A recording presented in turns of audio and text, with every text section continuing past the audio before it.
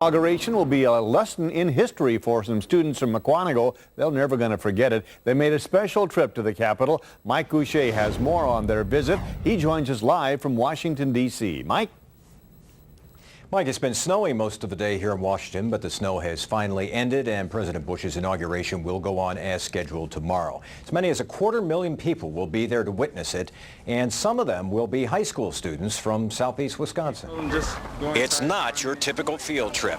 While the weather seems familiar, the sights are not. At least not for most of these kids who are members of Mukwonago High School's Teenage Republicans Club. It's just a really neat experience that I think they'll remember for the rest of their lives. The students are seeing places they've only seen on TV, hearing about what happened in these halls from people who were a part of history, like House Judiciary Chairman Jim Sensenbrenner. The whole issue was Clinton's perjury and obstruction of justice. You know, it had nothing to do with his private life. The students listen intently and then take pictures, lots of pictures. I think programs like this are great for our school districts. I mean, you learn a lot, not only in the classroom, but also going out and seeing the things that you read about in textbooks. And they say the best is yet to come. I'm definitely excited. I'm really enjoying the time right now, and I'm really excited to see the inauguration tomorrow. I wouldn't miss this for the world. It was my first election I got to vote in, and I helped make phone calls, so I was just very excited. It's very educational. Most of the families thought it was such a worthwhile thing, and all the parents wanted to come too.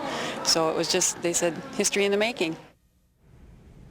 Most of the people in the crowd tomorrow will be Bush supporters, people who voted for George W. Bush, perhaps even worked for George W. Bush during the campaign. But there will also be some protesters in town tomorrow. We know that some people from Milwaukee, for instance, will be along the parade route. They plan to turn their backs on the presidential motorcade or on the president himself as he passes by, a sign of protest of the policies in Iraq.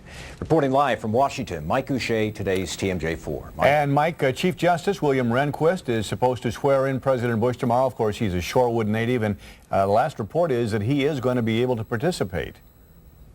That's the best information we have right now. As we know, the Chief Justice from Shorewood has been battling thyroid cancer, but as of tonight, he is scheduled to deliver the oath of office to the president. All right, thanks. Mike Goucher joining us live from Washington. You can watch the inauguration live on today's TMJ4 beginning at 9 o'clock tomorrow morning, and Mike will have live reports at 5, 6, and 10 o'clock tomorrow as well.